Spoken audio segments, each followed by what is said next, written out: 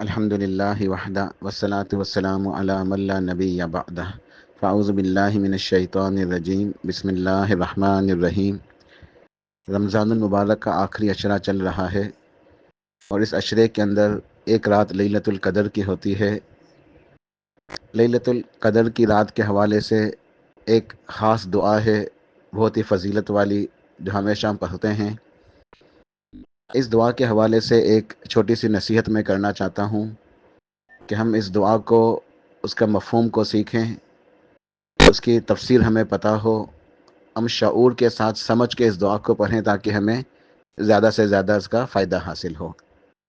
جامع ترمذی کے اندر روایت موجود ہے، ام المومنین اما عائشہ صدیقہ رضی اللہ تعالیٰ ارشاد فرماتی ہیں کہ میں نے پوچھا سرتاج رسول پیارے نبی کریم صلی اللہ علیہ وسلم سے کہ اگر میں لیلۃ القدر کو پا لوں تو میں کیا دعا کروں؟ اگر مجھے پتہ چل جائے کہ آج کی رات لیلۃ القدر ہے تو میں اللہ تعالیٰ سے کیا دعا مانگوں؟ تو آپ علیہ الصلوۃ والسلام نے ارشاد فرمایا، عائشہ، اگر تمہیں لیلۃ القدر کا پتہ ہو، تم لیلۃ القدر کو پا لو تو اللہ تعالیٰ سے دعا مانگو، اللہم انک عفو تحب العفو فاعف عنی۔ تو یہ لیلۃ القدر کی ایک خاص دعا ہے، بہت ہی فضیلت والی ہے۔ ہم ہمیشہ اس دعا کو پڑھتے ہیں، ہمیں چاہیے کہ ہم بہت زیادہ کثرت سے اس دعا کو پڑھا کریں، بہت زیادہ کثرت سے اس دعا کو اللہ تعالیٰ سے مانگا کریں، اللہم انک عفو تحب العفو فاعف عنی۔ تو اسی دعا کے حوالے سے میں ایک نصیحت کرنا چاہتا ہوں کہ اس دعا کے معنی مفہوم کو ہمیں سمجھنا چاہیے۔ اس دعا کے اندر 3 حصے ہیں۔ پہلا حصہ ہے اللہم انک عفو، دوسرا حصہ ہے تحب العفو، اور تیسرا آخری حصہ ہے فاعف عنی۔ اللہم انک عفو، اس کا مطلب ہے اے اللہ تو عفو ہے، تو معاف، عفو کہتے ہیں معاف کرنے والے کو، گناہوں کو مٹا دینے والا۔ عفو کا حقیقی مطلب ہے گناہوں کو مٹا دینے والا، ختم کر دینے والا۔ یکسر گناہ ختم ہو جائے، مکمل طور سے ان کا وجود باقی نہ رہے، اسے کہتے ہیں عفو۔ اللہم انک عفو، اے اللہ تو گناہوں کو مٹا ڈالتا ہے، تو گناہوں کو معاف کر دیتا ہے، ختم کر دیتا ہے، تو عفو ہے۔ یہاں ایک ایمان کے حوالے سے نصیحت یہ ہے سمجھنے کے لیے کہ گناہوں کو معاف کرنا صرف اور صرف اللہ تعالیٰ ہی کا کام ہے، یہ اللہ ہی کی صفت ہے۔ اللہ کے سوا کوئی گناہوں کو معاف نہیں کر سکتا۔ اس دعا کے میں نے بتایا کہ 3 حصے ہیں۔ پہلا حصہ ہے اللہم انک عفو، اے اللہ تو عفو ہے، تو گناہوں کو معاف کرتا ہے، تیرے علاوہ کوئی گناہوں کو معاف نہیں کر سکتا۔ تو یہ ایمان ہے، یہ عقیدہ توحید ہے کہ گناہوں کو معاف کرنے والی ذات صرف اور صرف اللہ کی ہے، اللہ کے سوا کوئی گناہوں کو معاف نہیں کر سکتا۔ تو یہ عقیدہ توحید ہے۔ تحب العفو، اے اللہ تو معافی کو، معاف کر دینے کو پسند کرتا ہے، تجھے یہ بات پسند ہے، تجھے یہ بات محبوب ہے کہ معاف کر دیا جائے، تو معافی کو پسند کرتا ہے۔ دعا کے اس دوسرے حصے سے ہمیں یہ نصیحت حاصل ہوتی ہے کہ ہم دنیا کے اندر، آپس کے معاملات کے اندر، اپنی معاشرت کے اندر ایک دوسرے کو، لوگوں کو معاف کر دیا کریں، کیونکہ معاف کر دینا اللہ تعالیٰ کو پسند ہے۔ تو ہمیں چاہیے کہ ہم بھی لوگوں کو، آپس میں مسائل ہو جاتے ہیں، اختلافات ہو جاتے ہیں، لڑائیاں ہو جاتی ہیں، تو ہم معاف کر دیا کریں، ہم بھی لوگوں کے اوپر احسان کیا کریں، درگزر سے کام لیا کریں، ان کے لیے آسانیاں کریں، صلح صفائی کریں، اختلافات کو ختم کریں، تنازعات کو نمٹا دیں، ختم کر دیں، دل کو اپنے صاف کر لیں۔ تو یہ ہے تحب العفو، کہ تجھے پسند ہے یہ بات کہ ہم بھی آپس میں ایک دوسرے کو معاف کر دیں۔ تو یہاں دوسری نصیحت ہمیں یہ حاصل ہوتی ہے کہ ہم آپس میں ایک دوسرے کو معاف کیا کریں۔ پہلی نصیحت عقیدہ توحید، اللہم انک عفو، اے اللہ تو عفو ہے، معاف کرنا صرف تیرا کام ہے، تیری صفت ہے، تیرے سوا کوئی معاف کر نہیں سکتا۔ اور دوسری نصیحت کیا ہے کہ تحب العفو، دعا کے اس حصے سے ہمیں یہ نصیحت حاصل ہوتی ہے کہ ہم آپس میں ایک دوسرے کے ساتھ احسان والا معاملہ کریں، درگزر والا معاملہ کریں، معاف کر دیا کریں، نرمی کریں ایک دوسرے کے ساتھ۔ پھر تیسرا حصہ ہے فاعف عنی، اس کا مطلب کہ پس، فا جو ہے پس کے لیے، کہ یا لہٰذا یا پس، اے اللہ چونکہ تو عفو ہے، کہ معاف کرنا صرف تیرا ہی کام ہے، تیرے سوا کوئی معاف نہیں کرتا، اور تو معافی کو پسند کرتا ہے، پس تو مجھے بھی معاف کر دے۔ یہ اس کا مکمل مفہوم ادا ہوتا ہے کہ اللہ تو معاف کرنے والا ہے، تیرے سوا کوئی معاف کر نہیں سکتا، اور تو معافی کو پسند کرتا ہے، لہٰذا تو مجھے معاف کر دے، پس تو مجھے معاف کر دے۔ میں تیرا فقیر ہوں، میں تیرے در کا بھکاری ہوں، تجھ سے دعا کر رہا ہوں، تیرے آگے گر گرا رہا ہوں، تیرے آگے تجھ سے مانگ رہا ہوں کہ تو عفو ہے۔ اور یہ اللہ تعالیٰ کو اسماء الحسنہ کا واسطہ دیا جا رہا ہے جو کہ مطلوب ہے، وَلِلَّهِ الْأَسْمَاءُ الْحُسْنَىٰ فَادْعُوهُ بِهَا۔ اللہ تعالیٰ کے اچھے اچھے پیارے پیارے پاکیزہ نام ہیں، ان ناموں سے اللہ کو پکارا کرو، ان ناموں سے اللہ کو یاد کیا کرو، ان ناموں کے وسیلے سے اللہ تعالیٰ سے مانگا کرو۔ یہ اللہ پاک کا حکم ہے۔ تو اللہ تو عفو ہے، تو معافی کو پسند کرتا ہے، پس تو مجھے معاف کر دے، لہٰذا تو مجھے معاف کر دے۔ تو یہ اس کا مفہوم بنتا ہے۔ حافظ ابن رجب رحمہ اللہ اپنی کتاب لطائف المعارف کے اندر اس دعا کی تفسیر کے اندر بڑا عظیم انہوں نے جو ہے نا وہ بیان کیا ہے، میرے عظیم ان کا جو ہے نا کلام ہے۔ حافظ ابن رجب رحمہ اللہ بہت بڑے مشہور جو ہے نا محدث اور عالم ہیں، وہ لکھتے ہیں، لطائف المعارف ان کی کتاب ہے، اور اس حدیث کی اس دعا کی شرح لکھتے ہوئے، اس دعا کی شرح کرتے ہوئے وہ لکھتے ہیں، العفو من اسماء اللہ تعالی، وہ کہتے ہیں کہ العفو من اسماء اللہ تعالی، کہ عفو جو ہے اللہ کے ناموں میں سے ایک نام ہے، یعنی اللہ تعالیٰ کے اچھے اچھے پیارے پیارے پاکیزہ نام ہیں، ان ناموں میں سے ایک نام العفو ہے۔ عفو اللہ تعالیٰ کا نام ہے جس کا مطلب ہے گناہوں کو مٹا دینے والا۔ پھر وہ لکھتے ہیں وَهُوَ يُحِبُّ الْعَفْوَ، اللہ تعالیٰ معافی کو پسند فرماتا ہے، اللہ تعالیٰ کو یہ عمل پسند ہے کہ معاف کر دیا جائے، اللہ تعالیٰ معافی کو پسند فرماتا ہے۔ فَيُحِبُّ أَن يَعْفُوَ عَنْ عِبَادِهِ، اللہ تعالیٰ کو یہ بات محبوب ہے کہ اللہ تعالیٰ اپنے بندوں کو معاف کر دے، اللہ تعالیٰ کو یہ بات پسند ہے، اللہ تعالیٰ کو یہ بات اچھی لگتی ہے کہ اپنے بندوں کو معاف کر دے۔ وَيُحِبُّ مِنْ عِبَادِهِ أَن يَعْفُوَ بَعْضُهُمْ عَنْ بَعْضٍ، اور اللہ تعالیٰ کو یہ بات اپنے بندوں کے لیے بھی پسند ہے کہ بندے آپس میں ایک دوسرے کو معاف کر دیں۔ اللہ تعالیٰ کو یہ بات محبوب ہے کہ اس کے بندے آپس میں ایک دوسرے کے ساتھ درگزر کریں، آسانی کریں، نرمی والا معاملہ اختیار کریں، اور ایک دوسرے کو معاف کر دیا کریں۔ فَإِذَا عَفَا بَعْضُهُمْ عَنْ بَعْضٍ عَامَلَهُمْ بِعَفْوِهِ، پس تو جو بندے آپس میں ایک دوسرے کو معاف کر دیا کریں گے تو اللہ تعالیٰ کی معافی انہیں حاصل ہو جائے گی۔ بڑا بہترین کلام انہوں نے کیا ہے اس دعا کی تفسیر کے اندر۔ اور آخر میں قرآن پاک کی سورہ آل عمران کی چند آیات سے نصیحت کر کے اپنی بات کو مکمل کرتا ہوں انشاءاللہ۔ اللہ سبحانہ و تعالیٰ نے سورہ آل عمران کے اندر ارشاد فرمایا، وَسَارِعُوا إِلَىٰ مَغْفِرَةٍ مِّن رَبِّكُمْ، او تیزی سے لپکو، بھاگو، دوڑ لگا دو، وقت بہت ہی کم ہے، نہیں پتہ کب مہلت ختم ہو جائے، ہمیں موت آ جائے۔ اللہ تعالیٰ میں نصیحت فرما رہا ہے کہ وَسَارِعُوا، سرعت کے ساتھ، اسپیڈ کے ساتھ بھاگو، لپکو، کس چیز کی طرف؟ اِلیٰ مغفرۃ من ربکم، اپنے رب کی مغفرت کی طرف لپکو، اپنے رب کی مغفرت کو حاصل کرنے کے لیے بھاگو، اسپیڈ دکھاؤ، دوڑ لگاؤ، کوششیں کرو، محنت کرو، جد و جہد کرو، جس قدر تم کر سکتے ہو کرو، وقت بہت ہی کم ہے، کبھی بھی مہلت ختم ہو سکتی ہے، بھاگ کے جاؤ اپنے رب کی مغفرت کی طرف۔ وَجَنَّةٍ أَرْضُهَا السَّمَاوَاتُ وَالْأَرْضُ، اور جنت کی طرف بھاگو جس کی چوڑائی زمین و آسمان کے برابر ہے۔ اُعِدَّتْ لِلْمُتَّقِينَ، جو جنت اللہ تعالیٰ نے تیار کی ہے متقین کے لیے، تقوی والوں کے لیے، نیکوکاروں کے لیے، پرہیزگاروں کے لیے، اللہ سے ڈرنے والوں کے لیے، جو اللہ تعالیٰ کا ڈر دل کے اندر رکھتے ہیں، نیکیاں کرتے ہیں، گناہوں سے بچتے ہیں۔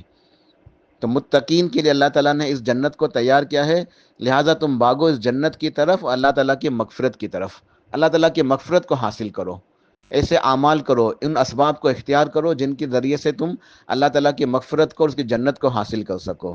الذین ینفقون فی السراء والضراء، اگلی آیت میں اللہ پاک نے ان کی صفات کا تذکرہ فرمایا کہ متقین وہ ہیں جو اللہ کے راستے میں خرچ کرتے ہیں، خوشحالی میں بھی اور بدحالی میں بھی۔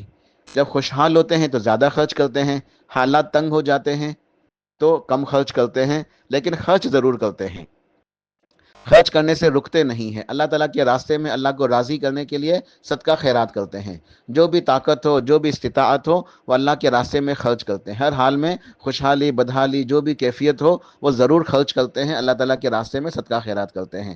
والکاظمین الغیظ، اور غصے کو پی جانے والے، متقین وہ ہیں جو غصے کو پی جاتے ہیں، غصے کے اوپر قابو پاتے ہیں، کنٹرول کرتے ہیں، بدلہ نہیں لیتے، اینٹ کا جواب پتھر سے نہیں دیتے، بلکہ درگزر کرتے ہیں، رفع دفع کرتے ہیں، معاملے کو ختم کر دیتے ہیں، صلح صفائی کر لیتے ہیں، عفو و درگزر سے کام لیتے ہیں، نرمی والا پہلو اختیار کرتے ہیں، لوگوں کے ساتھ آسانی والا معاملہ کرتے ہیں، والعافین عن الناس، اور لوگوں کو معاف کرنے والے ہیں۔ متقین کون ہیں؟ ہر حال میں اللہ کے راستے میں خرچ کرنے والے، غصے کو پی جانے والے، قابو پانے والے، اور لوگوں کو معاف کرنے والے، لوگوں کے اوپر احسان کرنے والے ہیں۔ واللہ یحب المحسنین، اور اللہ تعالیٰ تو احسان کرنے والوں کو پسند فرماتا ہے۔ اللہ تعالیٰ کو محبوب ہے وہ لوگ جو احسان والا معاملہ اختیار کرتے ہیں۔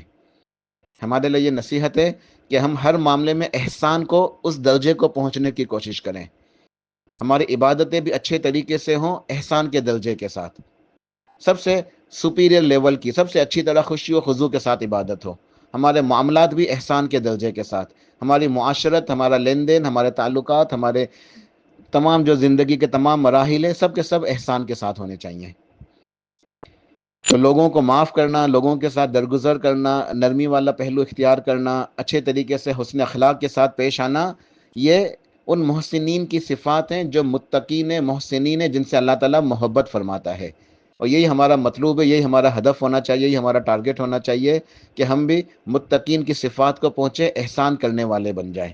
واللہ یحب المحسنین۔ آگے اللہ پاک نے ارشاد فرمایا والذین اذا فعلوا فاحشۃ او ظلموا انفسهم، یہ متقین وہ ہیں کہ جب ان سے کوئی غلطی ہو جائے، کوئی گناہ ہو جائے، کیونکہ یہ متقین انسان ہیں، بشر ہیں، فرشتے نہیں ہیں، تو ان سے بھی غلطی ہو سکتی ہے، ان سے بھی گناہ ہو جاتے ہیں، لیکن بشری تقاضے ہیں۔ لیکن ہوتا کیا ہے، ان کے دل کے اندر اللہ کا ڈر موجود ہے، جب کوئی گناہ کر بیٹھتے ہیں ذکر اللہ، اللہ کو یاد کرتے ہیں، اللہ سے ڈر جاتے ہیں، وہ کانپ اٹھتے ہیں اللہ کے خوف سے، خشیت الہی سے۔